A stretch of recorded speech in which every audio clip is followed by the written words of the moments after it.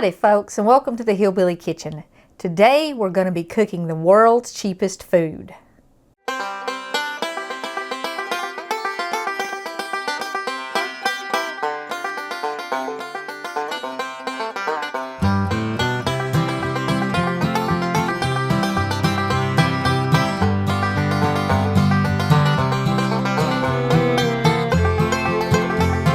What we're cooking today is long grain rice, and it literally is the world's cheapest food, like less than 6 cents a serving when it's not on sale. And being able to cook long grain rice and dried beans and things like that will really help stretch your grocery budget, and it'll help ease these really tight times that we're in. It'll help get us through this little rough patch we're going through without having to sacrifice so much. Just maybe cook a little bit more and do some substitutions. I'm going to get this started.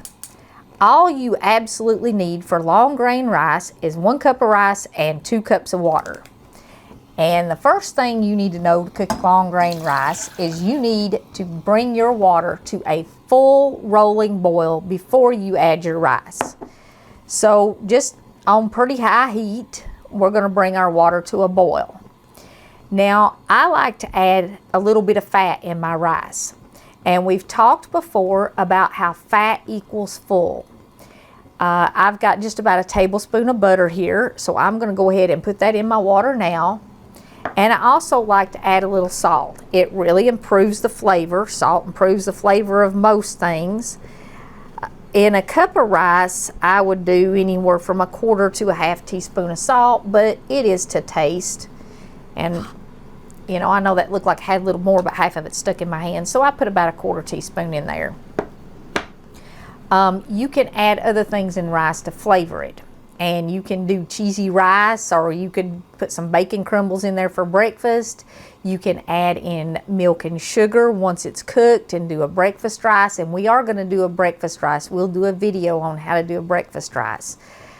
You can add this into casseroles. You can use it as a side dish for just about any meal. Any meal that you would serve pasta or potatoes with, you can serve rice with for much less. 6 cents a serving or less for long grain rice. You can't do pasta for that, and you sure can't do potatoes for that right now. A lot of the casseroles and meals, you can substitute beans for your meat, and we do have videos on how to cook dried beans, and I will link those in the description of this so that you can find those and you can cook your dried beans too. But like I said, this will make your grocery budget stretch. Now, when my kids were growing up, I would cook like 6 cups of rice at a time. And I would use that throughout the week, add it to casseroles, use it as a side dish. If you've got just a little bit of meat left over, if you've cooked a roast or something, or you've got just a little bit of ground beef, you can make gravy. Use that meat and make gravy with bouillon cubes and a little cornstarch, and we're going to do a video on that too. How to make gravy with bouillon cubes and a little cornstarch, and you've got a meal. You just put your little bit of leftover meat or your little bit of ground beef and your gravy over rice, and it'll make a meal, and you can stretch it infinitely almost. Just a little bit. Or like I said, you can substitute beans for your meat and still have some protein and keep your family fed and keep them healthy. Long grain rice, there is not much simpler to cook, but you do have to follow the rules a little bit if you want it to come out correctly. And if you don't bring your water to a boil and stuff like that, then it's going to stick, it's going to be clumpy, you know, and you don't want that. You do fluff it up a little bit after it's cooked, but it shouldn't be one solid clump, and you don't want it burned and stuck to the bottom of your pot or anything like that. So once your water comes to a boil, this would be a good use for your bacon grease. I mean, really, the bacon grease would add a lot of flavor to it, and it would add the fat to it to help make you full. So if you save bacon grease, you can certainly add it into rice. And you can add other fats to it too if you don't have butter. If you're low cholesterol, of course you might not want to add the fat to it. If you are on a low sodium diet, just put the salt on the table and let people add it. Okay, the water's boiling pretty good, so we can go ahead and add our rice and give it a little stir. Now, this is the last time you're going to touch it. You're going to cover it with a lid, and you're going to turn it all the way down on low. And you're going to turn on your timer for 20 minutes and let it sit there and simmer for 20 minutes.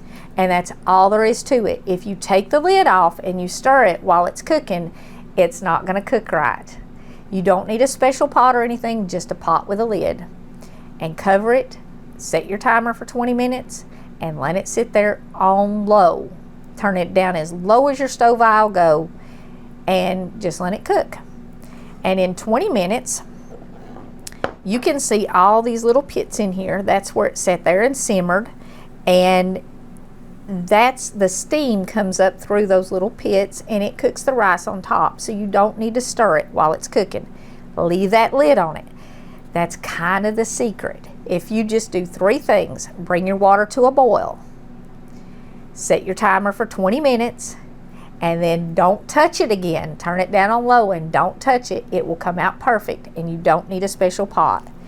Stir it up when it's done to fluff it a little bit, and it will be perfect every time.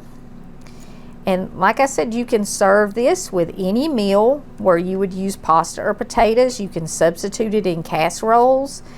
We just did our unstuffed pepper casserole where I started with cooked rice in it. Generally speaking, if I'm using it in a casserole, I will pre-cook it. Now, you can add rice to your casserole, especially if you're doing a stovetop casserole like the unstuffed peppers, and you can cook it in there. Just once you bring it to a boil, then add your rice, and that will make it come out just like this. So you don't have to pre-cook it if you're doing the unstuffed peppers or something. Just make sure your stovetop casserole is boiling before you add it. You can add it into casseroles uncooked in the oven, but you have to cook it for much, much longer. It just takes a long time to cook it, and you probably are, in that case, going to have to stir it. And it's just kind of iffy if it comes out. So I would either recommend pre-cooking it, or if you're doing a stovetop casserole, just make sure it's boiling before you add your rice. Knowing how to cook this is really a good way to stretch your money. And I know a lot of the older people who watch this and people who've been cooking for years, they might think, you know, who can't cook rice because it's literally rice and water. But if you've not been in a kitchen and you try to cook it like you would instant rice or something, it's not quite going to work.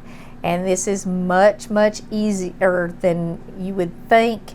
Just follow the directions, you know, boil it, cover it, leave it alone. We're going to do some more videos with rice, some more rice dishes, because rice is so cheap, much less expensive than potatoes, much less expensive than even pasta. So buy you a bag of long grain rice and a bag of dried beans. There is 50 servings in a 5-pound bag of rice and 50 servings in a 4-pound bag of beans. And this was like 6 cents a serving, a little bit less, and this was right at 7 cents a serving. That will keep you fed. You won't have to worry about not having enough if you have stuff like that to help supplement your food. Before we go, I want to leave you with something a little bit encouraging.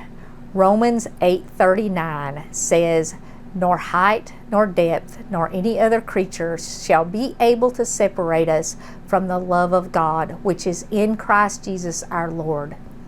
If you're struggling with your faith, read Romans 8, because it kind of talks about when we mess up. Just because we mess up, or just because we struggle, or just because maybe our faith isn't quite what it should be, that doesn't mean that we have lost God.